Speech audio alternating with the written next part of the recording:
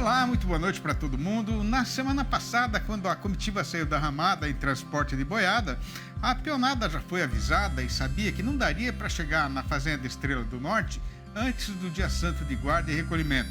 Mas o seu Isaquia, que era o ponteiro e nosso capitão, sendo respeitador da tradição, mandou parar a marcha, armar a rancharia nas beiras da freguesia e abrir um oratório na parede do Chapadão, para que cada peão que quisesse pudesse fazer a sua oração e o seu peditório.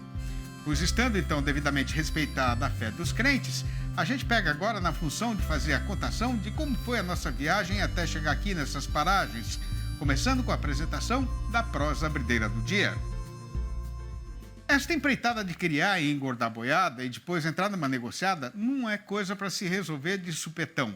E sabendo da complicação que é o serviço com mestiço, a gente deixa sempre um dia da semana reservado para conversar a respeito de um outro jeito, também muito seguro, de fazer a comercialização do gado antes mesmo de ele ser terminado, que é o mercado futuro. Confira.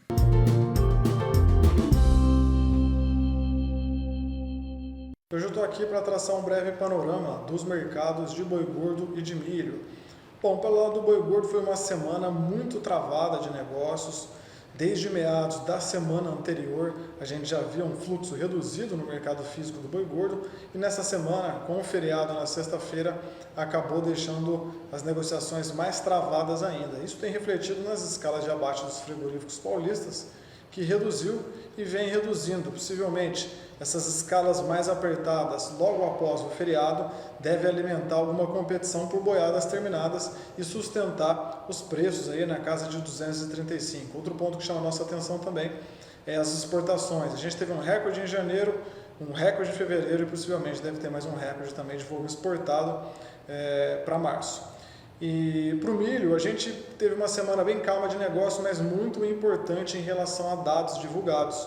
A gente notou que no final dessa semana, o relatório do USDA, aquele primeiro relatório de pesquisa com intenção de plantio com os produtores, trouxe uma área que deve ser cultivada por milho nos Estados Unidos bem abaixo das expectativas de mercado. Os Estados Unidos publicou ao redor de 90 milhões de acres, enquanto o mercado esperava ao redor de 92, 93 milhões de acres. Isso também deve deixar um mercado mais sustentado por hora, uma vez que os Estados Unidos é uma grande potência produtora de milho, né, e todo mundo olha com os preços lá em Chicago como uma referência também. Isso é um dado bastante importante, deixa o mercado de milho mais travado, mas é um bom norte para a gente olhar para as próximas semanas nesse mercado físico. E com o gado descansando sossegado num recorte da mataria na beira da estrada boiadeira, sem nem saber que é dia de feriado, a gente vai dando continuação na nossa empreitada, pegando o noticiário dos insumos pecuários para destrinchar, fatiar e fazer um resumo para uso e consumo dos companheiros e companheiras boiadeiros que tenham precisão desta informação. E hoje a gente vai analisar a relação de troca entre o boi gordo e o DDG, coproduto aí das usinas de etanol de milho, que tem crescido em participação na produção de etanol de milho, na produção de etanol no Brasil, né? E tem crescido em termos de oferta e utilização em boa parte dos confinamentos Brasil afora, com destaque aos confinamentos no Centro-Oeste. Bom, agora no mês de março, até a primeira quinzena, a cotação do DDG ela cedeu tanto em Goiás quanto em Mato Grosso. Hoje, em Goiás, a gente tem o DDG sendo apregoado em R$ 1.115,78 a tonelada, sem o frete. Esses preços considerando o DDG convertido para 32% de proteína bruta. E em Mato Grosso, a cotação vigente é de R$ 1.059 por tonelada. Ou seja, o poder de compra do pecuarista frente ao insumo está melhor nesse momento. É um momento interessante pensando na aquisição do DDG, tá? Apesar da queda na arroba do boi gordo para ambas as praças, né? Isso vai seguir assim para os próximos dias? A nossa perspectiva é que não, tá? A oferta de milho, de modo geral, ela está menor, então a gente deve ter um mercado talvez um pouco mais sustentado com relação aos preços do DDG adiante. É claro que vai depender de outros insumos, o farelo de soja, o farelo de algodão tem forte correlação com o preço do DDG e acabam tirando essa sustentação, mesmo com uma menor oferta de matéria-prima para a produção do DDG, mas a perspectiva é de um cenário de estabilidade alta com relação às cotações, pensando nesse segundo trimestre do ano, e aí de olho no mercado do boi gordo, a perspectiva já é baixista, porque estamos no período de outono, entramos no período mais seco do ano, e a perspectiva é que aumente a oferta de boiadas para aliviar a situação de pastagens Brasil afora. Com isso, as cotações devem perder sustentação e a relação de troca deve ficar pior ao produtor dentro dos próximos meses. A gente vai fazer agora um intervalo ligeiro e se o companheiro quiser levantar aí, passar a tramela na janela para cortar o vento encanado, pode ir sossegado que dá tempo, mas não vai se demorar porque é já que a gente vai voltar. Daqui até lá no Chapadão, neste mundo sem fundo do sertão, cada vez mais os cuidados com os animais estão ficando nas mãos competentes das companheiras mulheres, fazendeiras, veterinárias, zootecnistas, cientistas e de muitas outras ocupações que todo santo dia e até nos dias santos dão uma contribuição extraordinária para o desenvolvimento da pecuária brasileira. Pois então, sendo fundamental fazer o reconhecimento do valor desta participação, a gente tomou a decisão de criar esta sessão semanal chamada Pecuarista em Prosa. Confira.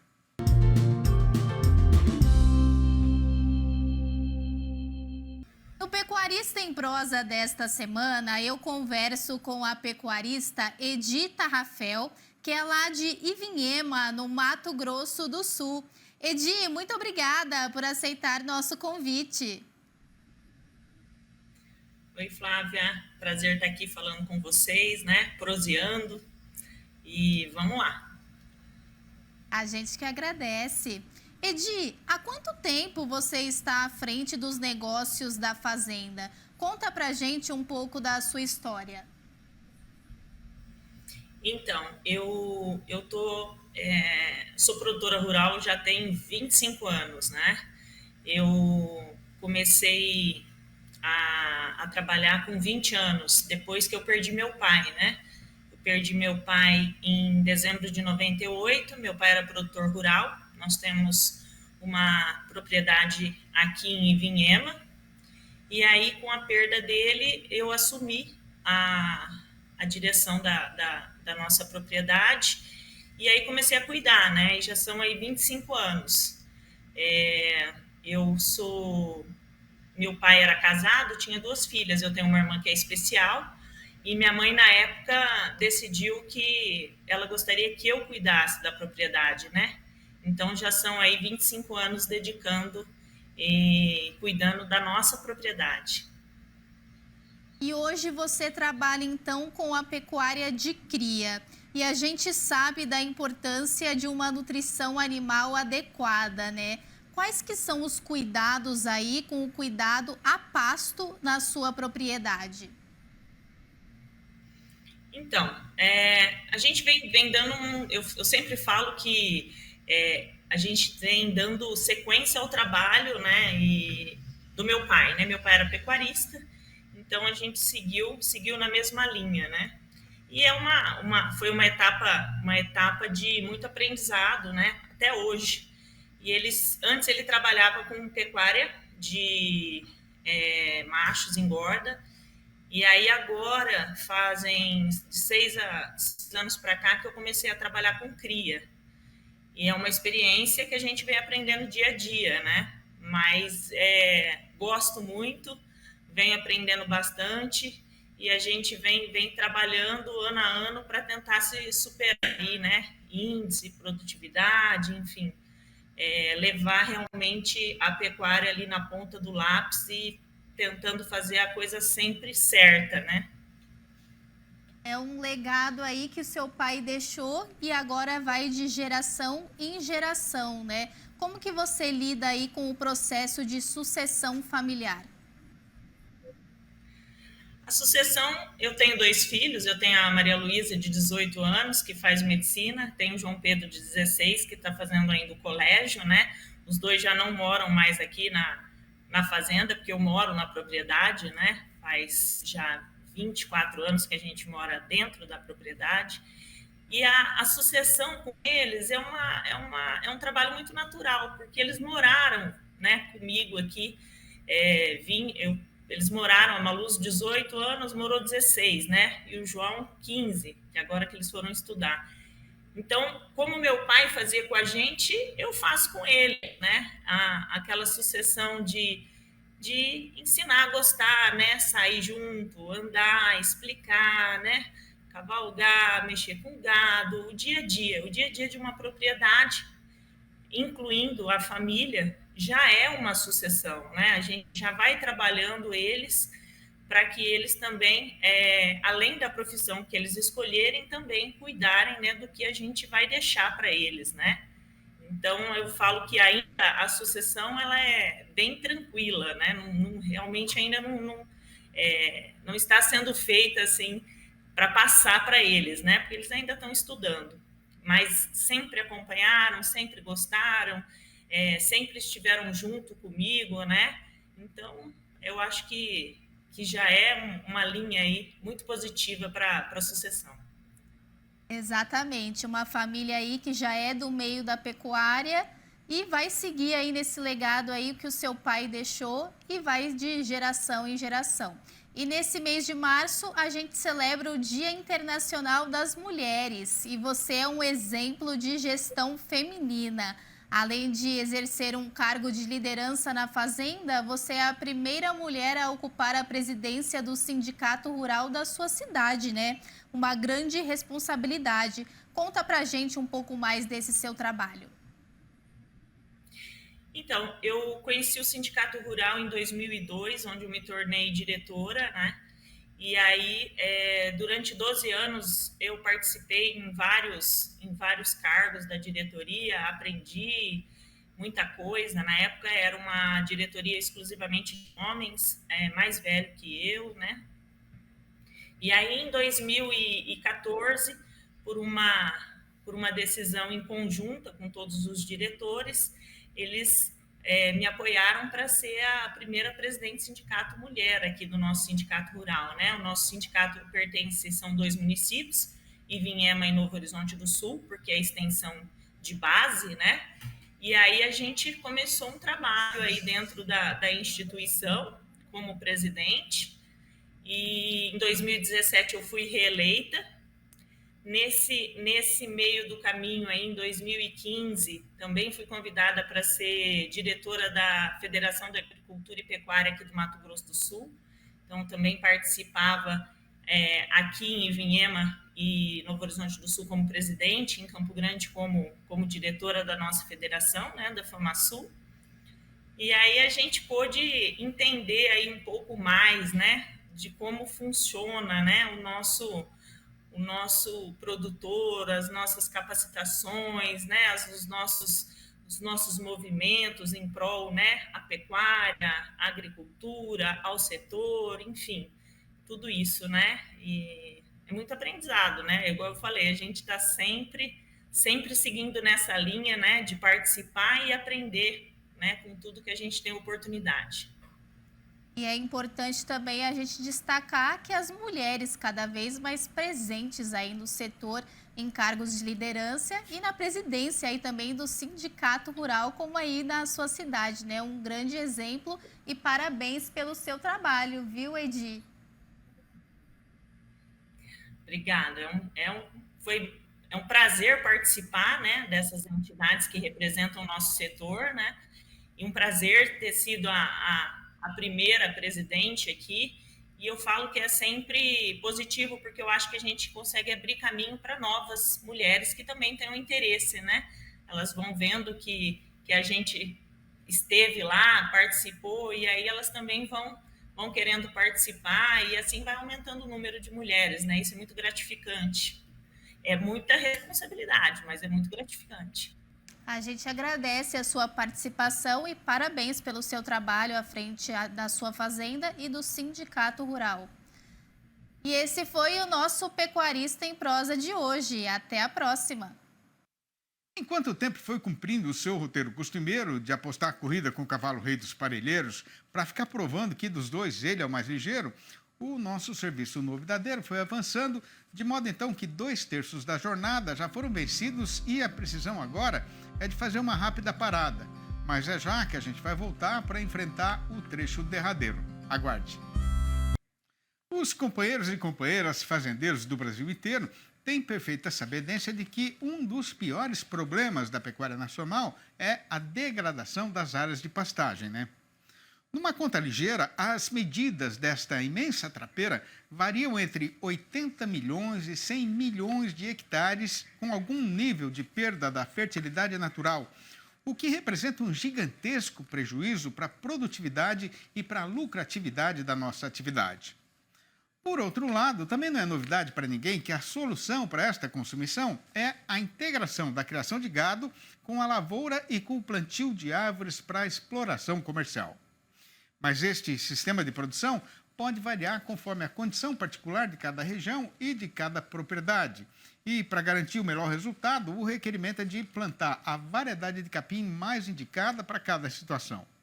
Pois então, para saber como é que isso deve ser feito, a gente conversou recentemente a esse respeito com a doutora Giovana Maciel, zootecnista e pesquisadora da Embrapa Cerrados, e sendo o assunto sempre merecedor de mais prazo de prosa e pensamento, os amigos e amigas pecuaristas que estão aí na frente da televisão estão convidados a rever a gravação que foi feita naquela ocasião. Boa noite, doutora Giovana. É uma honra e uma grande satisfação ter a sua presença virtual aqui no nosso programa. Muito obrigado pela sua gentileza de aceitar o nosso convite. Seja muito bem-vinda. Opa, obrigada. Boa noite a todos que nos acompanham. E vamos lá tentar responder as perguntas sobre as pastagens, né? Um tema tão abrangente. Dá para fazer uma tese de doutorado, né? Ô, Giovana, agora, começando então a prosa pela seguinte pergunta. Qualquer capim serve para fazer a integração lavoura, pecuária e floresta plantada? A resposta é não. Não é assim. Por quê? Nós temos basicamente os capins indicados os capins utilizados, né, no Brasil são as braquiárias e os pânicos. De um modo geral, para a integração lavoura-pecuária, as braquiárias são os capins mais indicados. Então, são a braquiária piatã, a paiaguás, a rosiziensis, né, muito indicada para o pessoal que faz plantio direto, principalmente para a agricultura.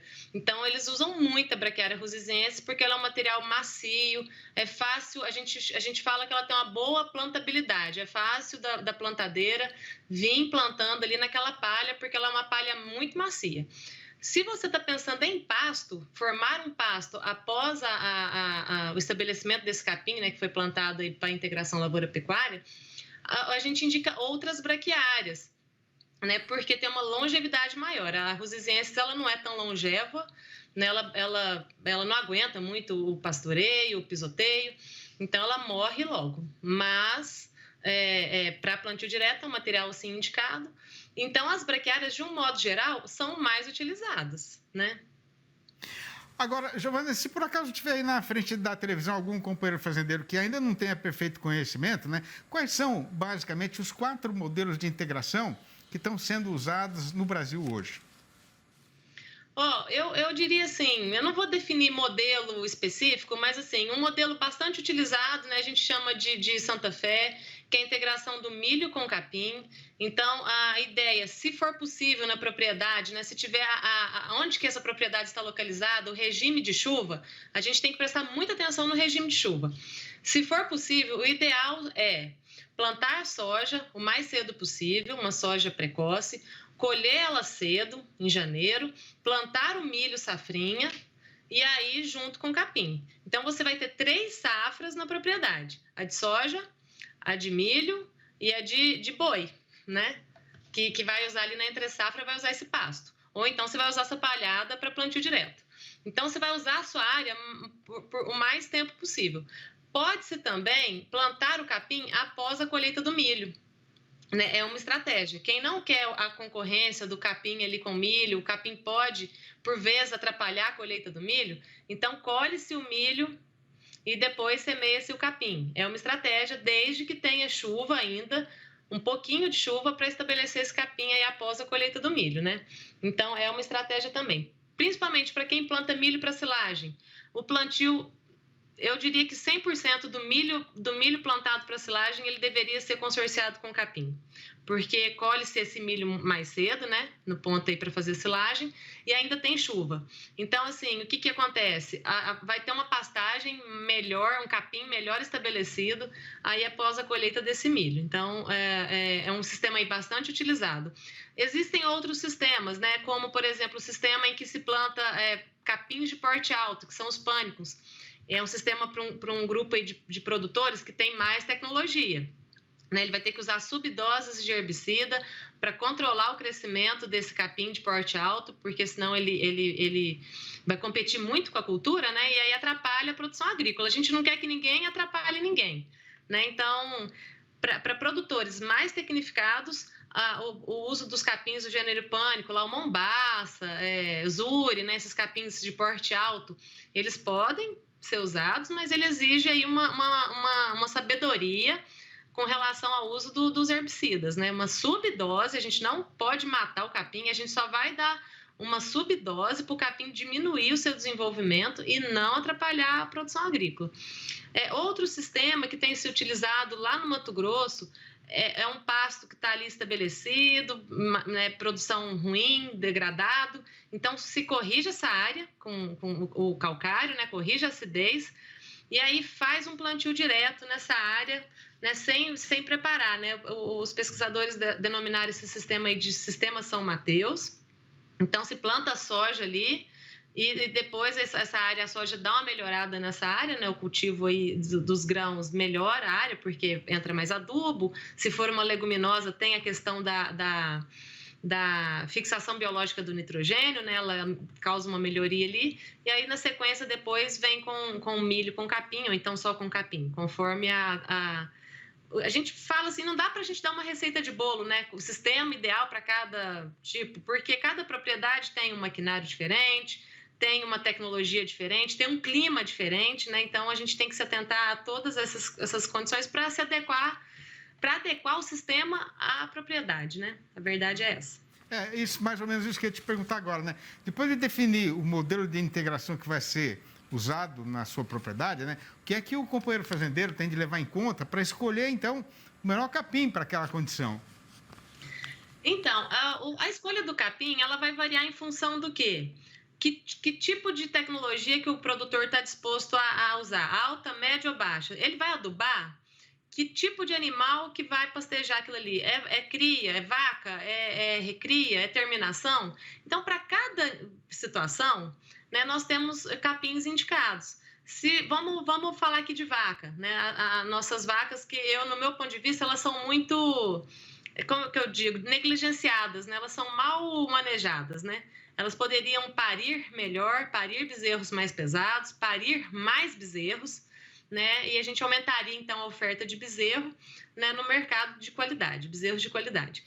Ô, Giovana, tinha mais umas 20 perguntas aqui para fazer para você. A gente passaria o resto da noite aí proseando sobre esse assunto, que é muito extenso, né? Agora, o mais importante que você falou aí é que não vale a pena fazer as coisas de orelhada, né? É muito importante procurar, então, orientação técnica, né? Orientação de um especialista. Então, é isso, né? Eu queria que a gente voltasse a esse tema oportunamente, então vou entrar em contato com você para a gente esticar um pouco mais essa prosa. Muito obrigado pela sua participação, Giovana, para a gente foi um grande prazer e a gente é parceiro. Sempre que tiver novidade, liga para a gente prosear um pouco mais. Obrigado, Giovana. Eu que agradeço, muito obrigada. É muito bom a gente poder difundir nossas tecnologias, nossos trabalhos através desses canais aqui de comunicação. Um abraço, muito obrigada. E por conta do feriado de Sexta-feira Santa, o mercado do boi gordo ficou parado no Brasil inteiro, de modo então que a gente vai ficar devendo aos companheiros e companheiras fazendeiros o noticiário e o nosso comentário diário a respeito da evolução da negociação no nosso comércio pecuário. Sendo assim, para arrematar esta função, falta só fazer a recitação do versinho do dia, que é o seguinte, vai ouvindo. Pelo chão dos caminhos do Chapadão e por esse mundão, eu vou seguindo meu destino de ser canturino e menestrel sertanejo. No manejo do meu pinho, num desafino, e igual o canarinho, eu também não canto de aluguel. Nas modas que eu faço, eu falo de liberdade. A minha voz e os traços no braço da minha viola estão no serviço da verdade e, por causa disso, eu me dou ao trabalho de pensar antes de falar. Mas tendo dito uma palavra, eu não retiro, porque é a luta pela justiça que atiça meu coração. Quando o caboclo traz o sertão no coração, tudo na lida e na vida serve de inspiração para fazer poesia. E foi justamente deste jeito que eu fui assuntando, vendo, escutando, conhecendo e aprendendo com o povo roceiro deste imenso chão brasileiro. E depois fui escrevendo estas prosinhas rimadas que todo dia são recitadas aqui no fechamento da nossa função. Aí a gente foi organizando tudo por assunto e pondo alguns desenhos bonitos junto. E hoje esta lida versejadeira está toda publicada nos 4 livros da minha série Versinhos de Caipira, que continua à disposição dos companheiros boiadeiros ou não do Brasil inteiro. Se por acaso alguém quiser saber como fazer para comprar um exemplar ou logo a coleção inteira, pode falar comigo mesmo pelo meu telefone celular, que é o 11 98 224 1807. Repetindo, 11 98 224 1807. Ou mandar um e-mail para sidneymasco@uol.com.br ou ainda achar meu nome lá no Facebook. E na confiança de ter feito o serviço direito, a gente vai terminando a função e armando a comitiva para voltar a marchar no eito, mas antes de pegar de novo a estrada, já fica combinada a volta do Terra Viva DBO na TV para segunda-feira, às 6 horas e às 8h30 da manhã e ainda às 7h25 da noite. Um abraço, um ótimo feriado emendado para todo mundo e até lá então.